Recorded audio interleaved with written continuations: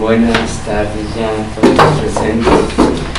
Es un gusto haber recibido la invitación de mi buen amigo Juan José y pues haber dado la oportunidad de presentar un poquito de la inmensa vastedad de la información de la vida y la muerte.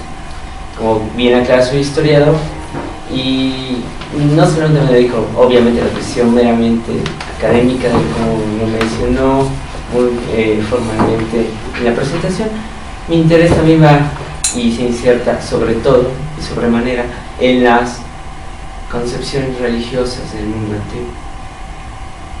Y aquí nada más hago un paréntesis. También justamente me invitó mi amigo por el hecho de que también yo en este año tuve la pérdida de mi padre, Ricardo, y justo en una reunión hablamos de lo que pudo y bien pudo pasar, y no pasó tanto tiempo más que la semana siguiente ya estábamos despidiendo a mi padre. Entonces que esto abre vuelo pues, a la reflexión, y sobre todo pues, le dedico esta presentación a mi padre Ricardo Ramírez Mendoza, seguramente en algún lugar me está escuchando. La vida después de la muerte en el antiguo Egipto, más allá del libro ritual de los muertos. Haz la justicia mientras estés en la tierra. El hombre y la mujer permanece después de muerto, y sus actos se colocan a su lado por montones. Sin embargo, la vida del más allá es para la eternidad, y aquel que la alcance sin obrar mal será como un dios o diosa. Este es un fragmento de la instrucción del rey Mericario en el Antiguo Imperio. Para mucha gente el Egipto antiguo es un fenómeno desconcertante. Lo sobrecogen sus enormes monumentos, sus más de 3.000, casi 4.000 años de historia antes de la era cristiana, y sus laureles de un pueblo sabio y habilidoso. Por otra parte, es una cultura de construcciones hoy abandonadas, de estatuas solitarias, de pinturas planas y estáticas, y de momias boquiabiertas, jamás se diría vivificada por una nueva sangre en sus venas. La historia del Egipto antiguo parece más bien una fábula que un capítulo de la historia humana. He aquí la impresión un poco feliz causada por un pueblo que en su afán de eternidad impuso una forma estática e inalterable en sus artes figurativas. Sin embargo, esto no era así. Sus almas siempre fueron vigilantes, alegres, vivaces, sensibles e inclinadas al arte. Los egipcios se parecían entonces a sus estatuas, donde el sosegado estereotipo de la juventud eterna y de la nobleza serena se sobreponía en su individualidad. El antiguo Egipto fue, pues, uno de los primeros pueblos que supo unir a sus hilos de civilización en una cultura verdaderamente impresionante. Ya lo mencionó la maestra Catalina acerca de la imagen que tenía la angustia a la muerte en la antigua cultura sumeria, de la cual nos legó el mito de Gilgamesh. Sin embargo, en Egipto, además de su larga historia ininterrumpida y de sus grandes expresiones culturales y monumentales, nos aporta un espectacular logro, el ideal de la eternidad y de la propuesta para continuar viviendo en el más allá. En una primera instancia, primero dedicada a los faraones, a las reinas y a los reyes, y obviamente en honor a sus dioses. Para un egipcio de la antigüedad, la religión estaba estrechamente unida a cada una de las facetas de su existencia. La religión penetraba toda su vida, en lo social, en lo político y en lo cotidiano. Todo cuanto ocurría dependía exclusivamente de la voluntad de los dioses, que solían presentarse en forma de tótems o con caracteres de animales, pero siempre se preocupaban por los negocios humanos, vigilándolos. Atón, Tun o Atún era el dios creador, que gobernaba en el cielo y en la tierra, que luego, siglos después, se personificó en Ra, el dios solar. o el Dios que crea la vida en sí. Horus, el dios solar, otra forma del dios solar, era hijo de Ra. Era representado en forma de halcón y era principalmente el que nacía al oriente, el sol naciente, el de la nueva vida. Tot era el dios de la sabiduría y del verbo divino, y Mat, compañera de Tot, era la diosa de la verdad y la justicia. Aquí menciona un mito, el mito de la creación. Osiris era un rey antiguo que después se volvió Dios, al que se le atribuía haber dado a Egipto su civilización. Era Dios asimismo del Nilo, de la fecundidad, de la renovación vegetativa, de la resurrección de las semillas y también de los muertos. Tenía un hermano malvado, Set, quien, celoso de la devoción que sentían sus súbditos hacia él, lo asesinó. Lo descuartizó y dispersó sus restos en todo el reino de Egipto. Sin embargo, Isis, que era su esposa y hermana, recorrió el lugar juntando los miembros mutilados del rey. Su hijo, Horus, vengó posteriormente la muerte del padre vencido y le arrebató el gobierno a Set en la tierra. Según el mito, todos los faraones gobernaban en este mundo como Horus, y cuando morían, como Osiris, en la región de los muertos. Cuando morían, estos se convertían en Osiris. Así gobernaban en el mundo de Ultratum, y su nuevo hijo, el nuevo faraón, subía al trono terrestre. Pero en la concepción egipcia de la muerte, esta tenía gran importancia. Las creencias que abrigaron los egipcios tenían antiguas raíces sobre los ritmos cíclicos de la vida, sobre la agricultura en el valle del Nilo. En lo referente a la vida futura, los egipcios concebían el mundo en el más allá como la repetición de los mejores momentos que en vida tuvieron. Nada macabro había entonces en esa constante preocupación por la muerte, pues se preparaban para ella con serenidad y confianza día a día. Hasta el momento final, todos los ciudadanos se dedicaban afanosamente a preparar la tumba, donde pasarían según ellos la eternidad, reuniendo los artículos necesarios a disfrutar. Esto es, todo lo que requerían lo depositaban en la tumba cuando ocurría el deceso. Entonces, para el egipcio, la vida futura equivalía a una nueva existencia corporal y no tanto en apariencia el espíritu. El alma entonces abandonaba el cuerpo con la muerte, pero se creía que podía volver a ocuparlo en la eternidad. El culto a los muertos y el más allá apareció justamente con la consolidación del primer imperio, el antiguo imperio. En ella, los egipcios momificaban a sus cadáveres para evitar que los cuerpos se corrompieran y poder utilizarlos en el futuro. Así se creó el embalsamamiento y las abundantes provisiones de los sepulcros y todo un ritual elaborado para ello.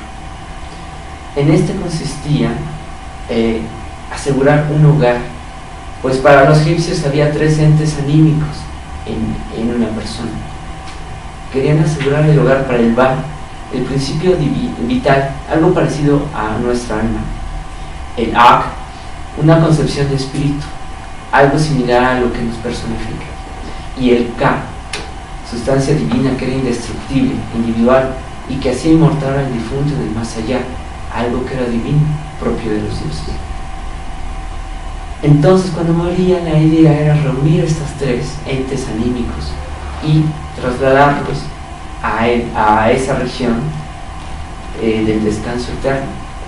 La práctica varió con el tiempo, con los siglos, en algunos detalles y en algunos lugares, pero en teoría debía de repetir las disposiciones que había brindado a Osiris cuando, al morir, Isis preparó su resurrección, y los sacerdotes que momificaban al muerto obraban como los dioses fúnebres, para poder así dar nueva vida a Dios. El principio sustentante de la religión era la vida eterna, que de los faraones, con el paso de los siglos, se traspasó una concepción religiosa popular al pueblo bajo en sí. En un antiguo texto religioso, el rey muerto preguntaba al Dios creador: oh Atón, ¿cuánto durará mi vida? Y la deidad contestaba: tú estás destinado a vivir millones de años, toda una vida de millones. Para satisfacer así una vida de millones, los reyes diseñaron las tumbas y templos mortuorios que conocemos y que durarían por siempre. Y en efecto se llamaba la tumba la casa de la eternidad. Retomando otro concepto, pronunciar el nombre de una persona muerta era volverla a la vida. Ningún ser, ninguna cosa podía existir antes de ser nombrado. Esta idea de potencia, que en los mismos textos aclara ese término, era dar palabras, dio lugar a nuevos conjuros que dieron que son incluso dadas por muchos siglos después, que podían dar o quitar la vida a alguien más. Asimismo, cada ser divino tenía un nombre oculto, que era su verdadero nombre, era su corazón y su poder, el que se evidenciaba al conocer su verdadero nombre. De manera que la expresión en un principio fue el verbo, y la palabra quedaba consagrada en esta primera cultura. Los egipcios fueron entonces, una de sus principales intereses era concebir la posibilidad de la vida posterior tras la muerte, pero luego de ser juzgados según su conducta en la tierra, manifestando el deseo de supervivencia. Por esto el espíritu del muerto tenía que ser juzgado ante el dios Osiris, dios del mundo inferior y de la resurrección, que sopesaba sus virtudes y sus pecados en medio de un consejo de dioses, bien para otorgarle una vida eterna junto a él, o bien para sentenciarlo a una nueva muerte de extinción. Este complicado ritual en el cual el espíritu podía o no llegar a ser inmortal se describe en el libro de los muertos. Este texto, de carácter funerario, era enterrado con el difunto en el mismo sarcófago en su tumba, junto a la persona momificada. Contenían las claves indispensables para llegar al más allá mediante una serie de revelaciones que le permitían superar pruebas, muy similar a las pruebas que tendrían que pasar las almas en otras culturas. Hablo específicamente en Mesoamérica o en Mesopotamia. En una palabra, la guía para el camino del alma hacia la eternidad, y si se profundiza más, un espejo de los deseos y temores que impiden al ser humano el desapego necesario para la liberación final. Esta obra era importantísima para los egipcios, que estaban seguros de que la vida no acababa aquí y deseaban tener los conocimientos necesarios para prolongar o conseguir una vida mejor. Esto es, para llegar al estado y cualidad de los mismos dioses. Este libro, destinado al alma, de él vamos a retomar algunas citas importantes a mi juicio. A través de él sabemos que apenas el alma había franqueado el portal de la muerte, quedaba deslumbrada por la plena luz del día.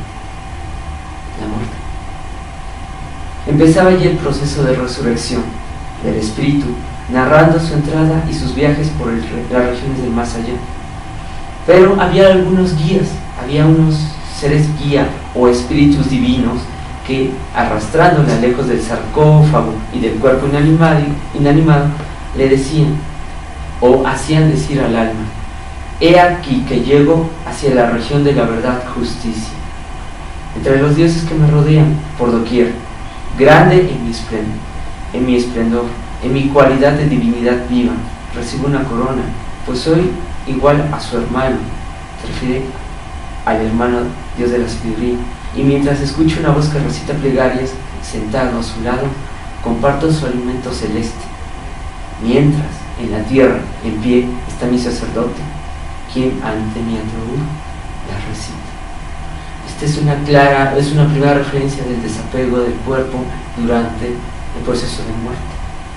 Llega a la luz perpetua y al mismo tiempo ve hacia atrás y puede verse a sí mismo el cuerpo inanimado que le pertenece. Estos espíritus guías lo conducen o la conducen después de atravesar la región de los muertos llena de tinieblas donde falta aire, luz, y habitan además seres malignos que impiden su travesía. Allí llegará pues a un santuario, y de pie y haciendo una reverencia con los brazos levantados en señal de adoración, recitará las fórmulas sagradas que la llevarán a unirse en forma mística, su alma con la de Osiris en un solo ser. Por ejemplo, diría: oh dioses reguladores de los ritmos sagrados, vosotros que presidís el desenvolvimiento de los misterios, que vuestros nombres sean santificados, escuchen mis palabras. Los dioses avergonzados y confusos en verdad, cuando vean mis iniquidades, pero bajo los golpes del Dios de la verdad y justicia, hará caer mis pecados, mis taras y mis manchas desaparecerán. En otro lugar, el alma dice: he aquí que a mi patria de origen llego, y espero el lugar de mi residencia fija. Ha sido arrancado el mal que existía en mí, hasta sus raíces han sido barridas las taras y los defectos en mí. Esto tiene gran importancia, pues debía de presidir el alma o pedir asilo en ese lugar de la eternidad de un alma pura, que haya podido desasirse de toda maldad, además de pedir que se realizaran plegarias continuas. La plegaria, esto es, que tanto en la tierra realicían las plegarias los sacerdotes funerarios, y el alma debía de ser sensible y sincera al realizar nuevas plegarias ante las divinidades. Esto era necesario para devolver al difunto su memoria y para devolverle su corazón. En el antiguo Egipto se creía que el corazón estaba dividido en dos partes: el corazón Ib, que era donde tenía el saber visionario, el que tenía conciencia de su vida y su futuro, y el corazón Ati, que era donde residían los poderes mágicos, donde podían realizarse los conjuros y pedir la vida en el más allá. Además de mostrar en una tableta, digamos, era nuestra cédula de identidad, una tableta con las acciones realizadas en vivo, todos los logros, los triunfos y fracasos, y todas las actitudes debía de llevarla en él. La finalidad era convencer al dios Osiris de que el difunto tenía un alma buena y honrada, era para poder entrar y salir incluso del mundo inferior y venir a la tierra y a los cielos, así como para poder transfigurarse en cualquier forma de existencia a voluntad. Por ejemplo, en lo más precioso, en esta cultura, en un halcón dorado, en un loto sagrado, en un fénix real, en una garza, en una golondrina o en un alma siempre viva, tal vez lo que llamaríamos ángeles o acompañantes.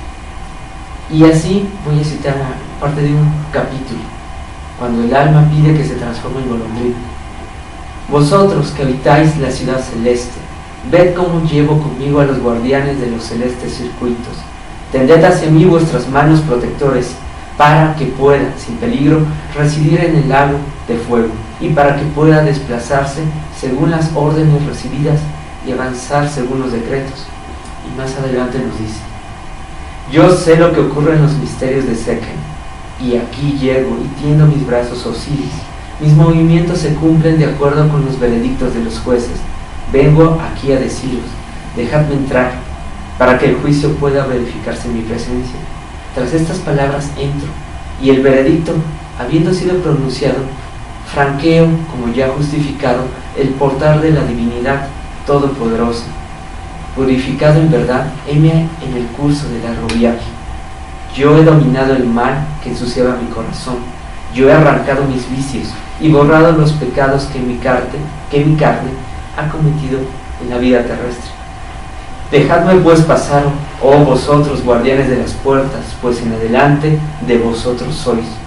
Hacia la luz del día entero marcho, dueño de mis movimientos avanzo. Espíritus de luz, sabed que yo conozco los caminos misteriosos de la región de los muertos y los senderos de los campos de los bienaventurados. no son extraños para mí. Llego habiendo quebrantado la resistencia de mis enemigos. Sin embargo, mi cadáver, allá en la tierra, le veo. En su ataúd aún reposa.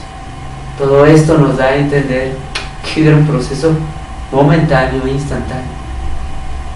Si el difunto conoce este capítulo, entonces podría salir a la plena luz del día. No será rechazado en las puertas del inframundo y podrá transformarse pues en una golondrina realmente, regularmente, una infinidad de veces, como dice en el texto. Así se describe: yo soy un hijo de la tierra, mis años fueron largos, yo me acuesto por la tarde y renazco a la vida por la mañana. Según los ritmos milenarios del tiempo, yo soy un hijo de la tierra, yo le permanezco fiel. Ora muero, ora renazco a la vida nuevamente. He aquí que florezco y que me renuevo, según los ritmos milenarios del tiempo. Y aquí es sumamente importante esto. Se quiere hacer el alma sentir y ser como el mismo sol. Muero al dormir, muero en el anochecer y renazco y me da una nueva vida cuando despierto. Pero eso era continuo. No necesitaba incluso ser un Dios para que la misma humanidad repitiera los mismos ciclos, pues a cada día hacemos divino en esa vida, al momento de despertar, vivir y estar aquí. Así podía entonces el alma, en el más allá, penetrar en los campos de la paz y en los campos de los bienaventurados, en pleno día. Pues una alma se creía que un alma, digamos, negra o oscura, como los demonios, no podía salir a la luz del día, pero un alma pura podía estar en cualquier lugar, incluso en el día, en plena luz del día. Y podía cumplir lo que en la concepción egipcia era eternamente revivir, cumplir con los actos terrenales y en el cielo, habitar, trabajar, cosechar, comer, beber, incluso procrear, y ser entonces espíritu, realmente espíritu. Al llegar a la presencia del tribunal, el tribunal que precedía a Osiris, tenía que recitar una solemne presentación. Entre algunas de ellas dice así: homenaje a ti, Dios grande, Señor de verdad y justicia. He venido a ti, oh dueño mío, me presento a ti para contemplar tus perfecciones, porque te conozco tu nombre y los nombres de las 42 divinidades que están contigo en la sala de la verdad y la justicia. Pero para alcanzar la inmortalidad tenía que pasar una prueba llamada la confesión negativa, o sea, la negación de todo pecado posible. El libro instruía al difunto sobre cómo poder responder a las preguntas de las 42 jueces divinidades presentes. El juicio del inframundo, si se podía resolver y si se podía avanzar, se le iba a nombrar inmortal al alma, pero si no, entonces era entregado a el devorador, a una entidad, a una divina que tenía cabeza de cocodrilo, extremidades superiores de león e inferiores de hipopótamo, que lo destrozaba al momento y le daba la sangre a los jueces ahí presentes. Pues de ello vivimos. Aquí vamos a ver algunos detalles importantes de hace 3.300 años atrás. Luego se recita una fórmula del libro de los muertos para intentar probar la inocencia del difunto. Salve Dios grande, Señor de la verdad y justicia, amo poderoso, heme aquí llegado ante ti. He aquí que yo traigo en mi corazón la verdad y la justicia, pues he arrancado de todo mal. No he causado sufrimiento a los hombres. Primero, no he empleado la violencia con mis parientes. No he sustituido la injusticia a la justicia. No he frecuentado a los malos. No he cometido crimen alguno. No he hecho trabajar con exceso en mi provecho. No he intrigado por ambición. No he maltratado a mis servidores. No he privado al indigente de su subsistencia. No he blasfemado de los dioses. No he cometido actos execrados por los dioses. No he permitido que un servidor fuese maltratado por su amo. No he hecho sufrir a nadie, a otro. No he hecho llorar a los hombres. No he provocado el hambre. No he matado ni ordenado matar.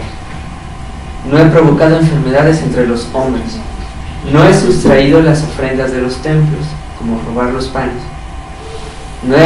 No me he apoderado de las ofrendas destinadas a los espíritus santos. No he cometido acciones vergonzosas en el recinto sacrosanto de los templos. No he disminuido la porción de las ofrendas. No he tratado de aumentar mis dominios empleando medios ilícitos, ni de usurpar los campos de otro. No he manipulado los pesos de la balanza ni de su asta. No he quitado la leche de la boca de un niño. No me he apoderado de los prados del ganado. No he cogido con el lazo las aves destinadas a los dioses. No he pescado peces con cadáveres de peces. No he obstruido las aguas cuando debían correr. No he deshecho las presas puestas al paso del agua corriente. No he apagado la llama de un fuego que debía arder. No me he apoderado del ganado perteneciendo a los templos divinos. No he violado las reglas de las ofrendas de carne. No he impedido manifestarse a ningún Dios. Soy puro, soy puro, soy puro. Como vemos, era muy difícil de haber concluido. Y era aún más difícil de haber pasado.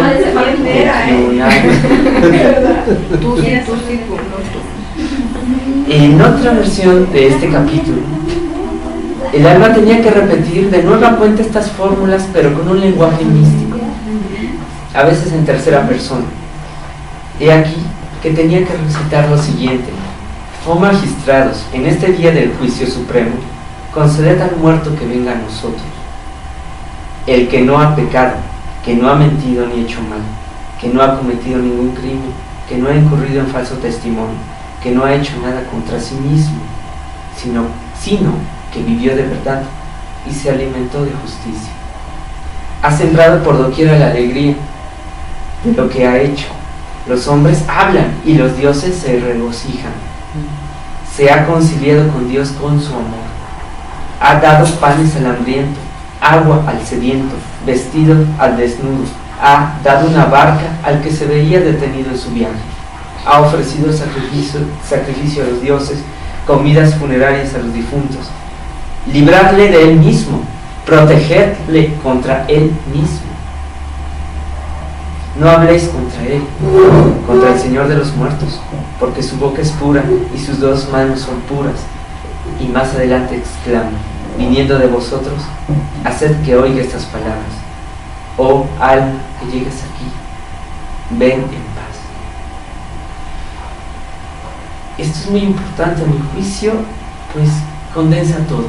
Como se dan cuenta, siglos atrás ya se había presentado pues las mismas preferencias morales o actitudes morales que daría el cristianismo hace 2000 años. Esto no era nuevo. Solamente recordar que Jesús vivió en Egipto durante su niñez, en primera juventud. Y en ese sentido no hay más énfasis cuando el alma pide que se proteja a sí mismo de todo lo malo que cargamos en vida. Protegerse de nosotros mismos cuando no es el camino indicado ni correcto. Y que estar en paz al momento en que nos conduzca al destino final. Aquí obviamente hay claras diferencias con la cultura india, de religión hindú, en la cual se podía regresar de mil maneras y muchas veces a la tierra, pero al mismo tiempo presenta la idea de que llegando en paz el ser puede convertirse en lo que más quiera.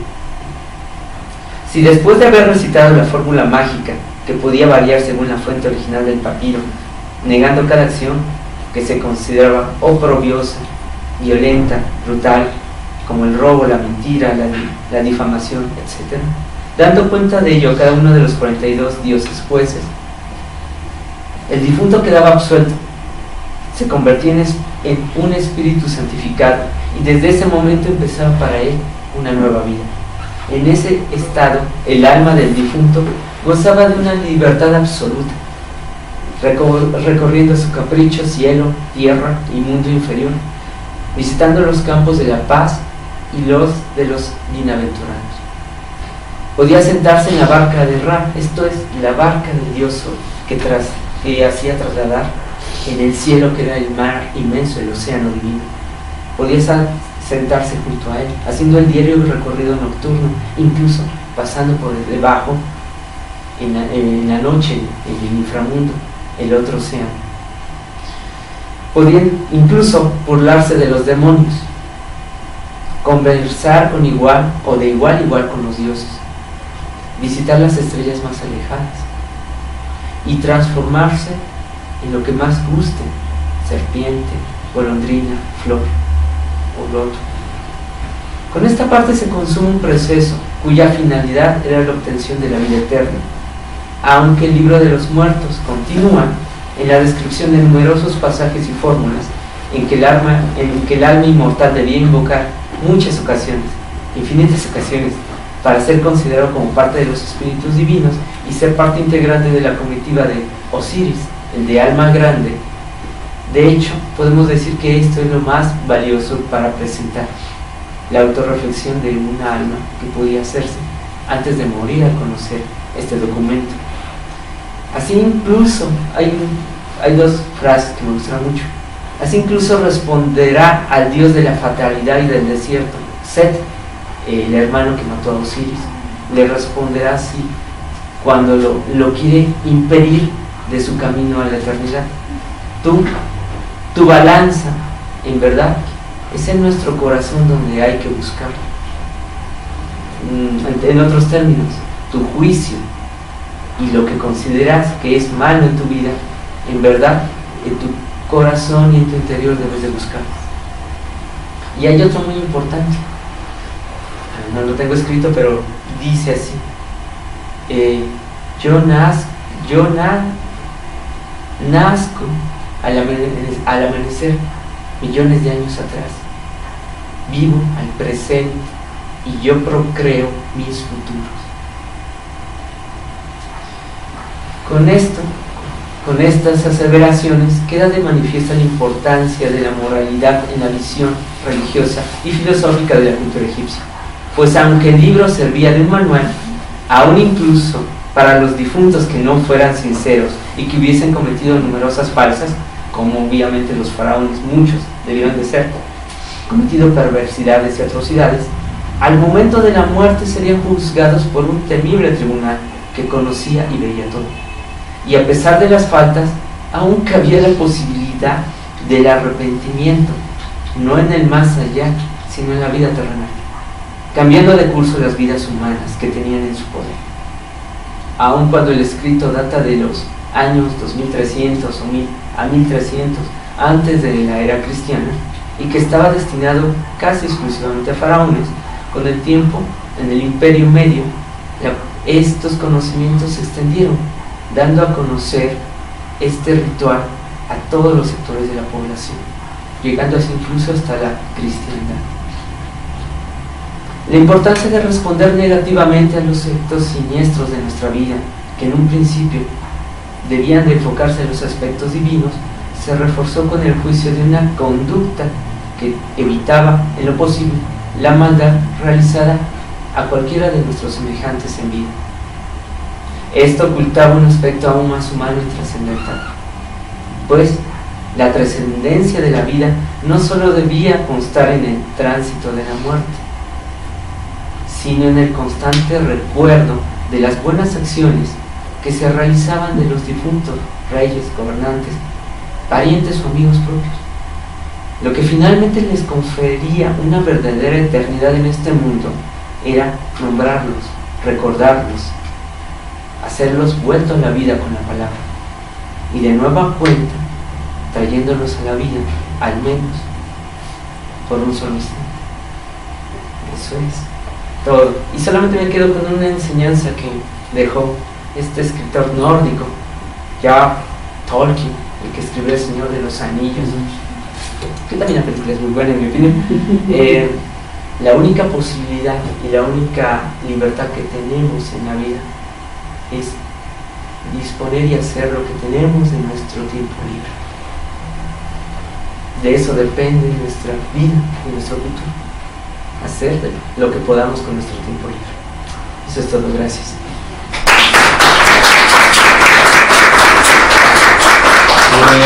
¿Algo que quieran comentar? ¿Dudas?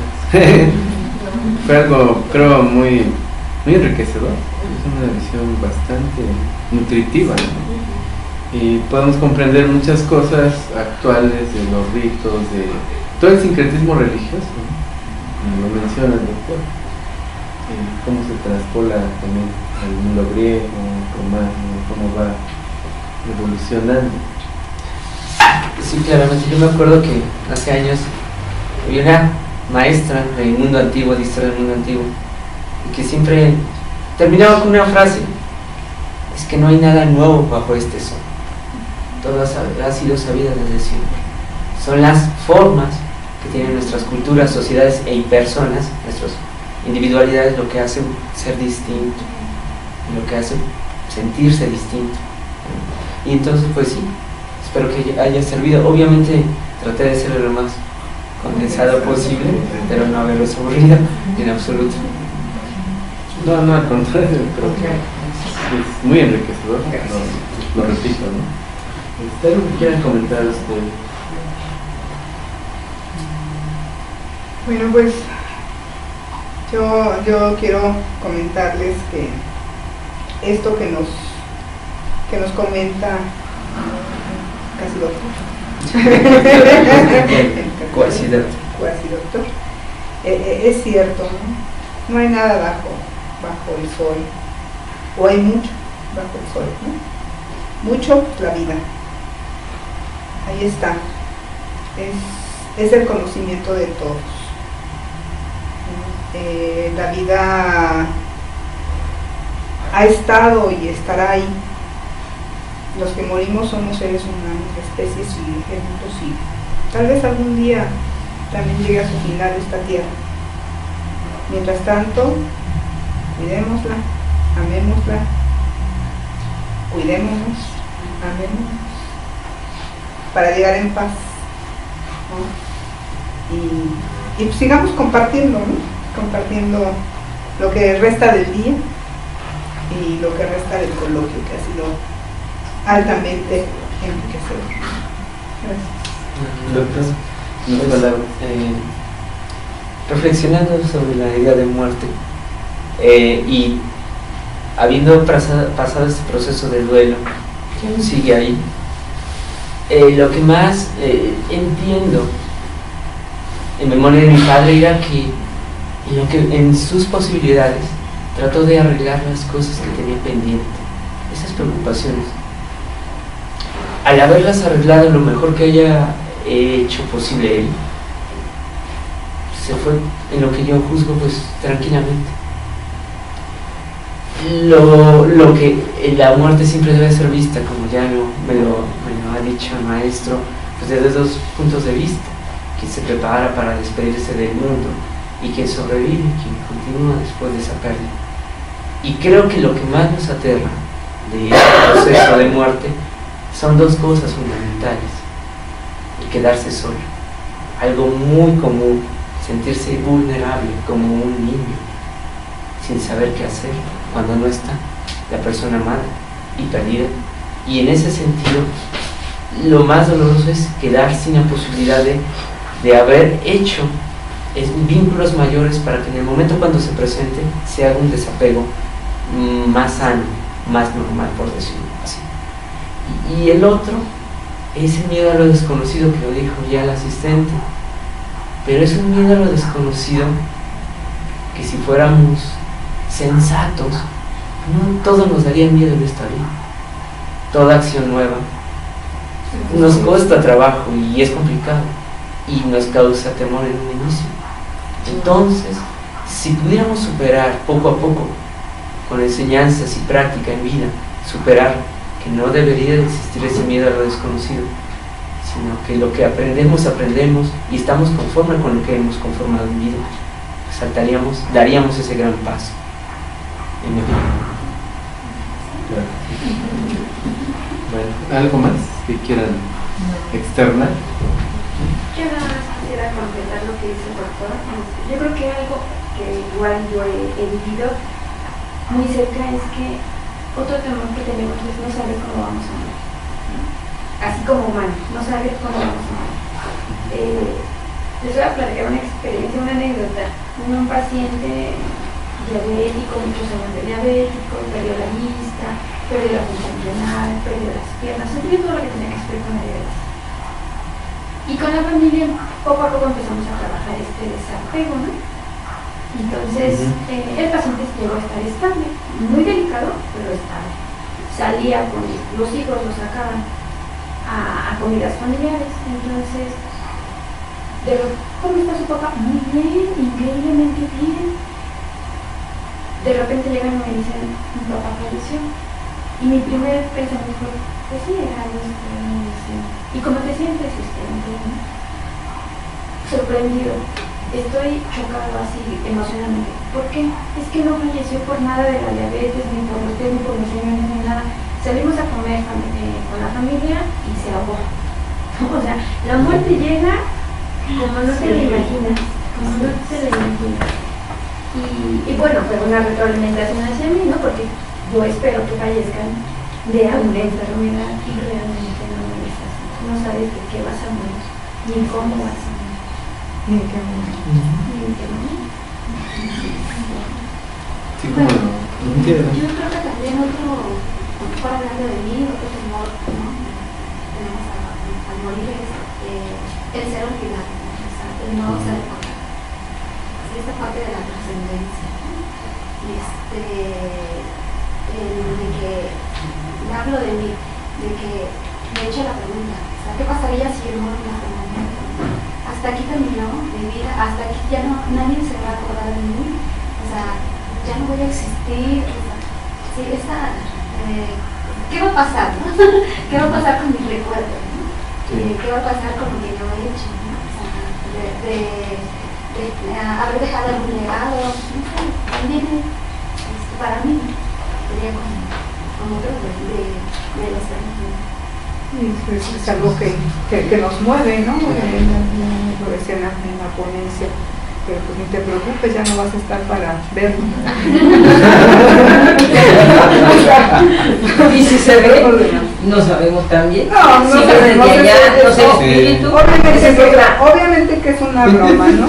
Pero seguramente que si existe una vida más allá de la vida, tendrá que ser algo distinto, no tendría ningún caso, ¿no? Que estemos en esta situación terrenal y en esta situación material y en esta situación de confusión, de sufrimiento, ¿no? Para ir a vivir lo mismo eternamente.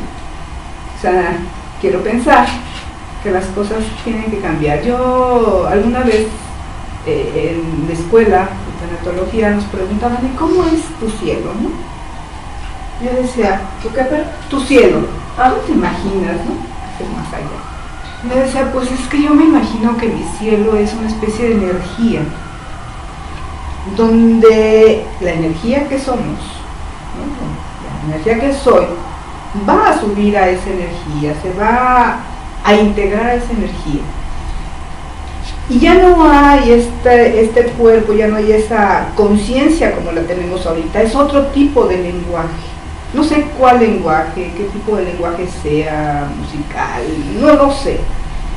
Pero ese lenguaje seguramente mandará su comunicación hacia los que se quedan vivos en una especie de amor, ¿no? Para que puedan pasar el duelo, para que yo pueda también como tener la resonancia, ese eco a esa energía, y esa energía siga por siempre dándonos calor, ¿no? Así me imagino mi cielo. Quiero pensar que es algo distinto, que no es lo mismo, pero también está la otra parte, ¿no? De la gente que no cree que hay algo más allá, que dice pues de la nada y a la nada, y dice uno, bueno, no sé cómo si realmente lo vivan o nada más es mecanismo de defensa, cómo lo razonan, Pero no me recuerdo ahorita quién es el pensador que dijo esto, pero decía, creo que fue Gandhi, que decía, si no existe un más allá, esta vida sería una burla. Ahí se los dejo de tarea. Yo prefiero retomar tu última expresión sobre reflexión sobre la muerte, estar en paz y algún día nos encontraremos. Por eso creo que siempre mencionan un consejo de que cuando estés en vivo, lo mejor que puedes hacer pues es vivir, sembrar un árbol, tener un hijo o hija y escribir el libro. Creo que con eso perpetuas muchas ideas y muchos intereses.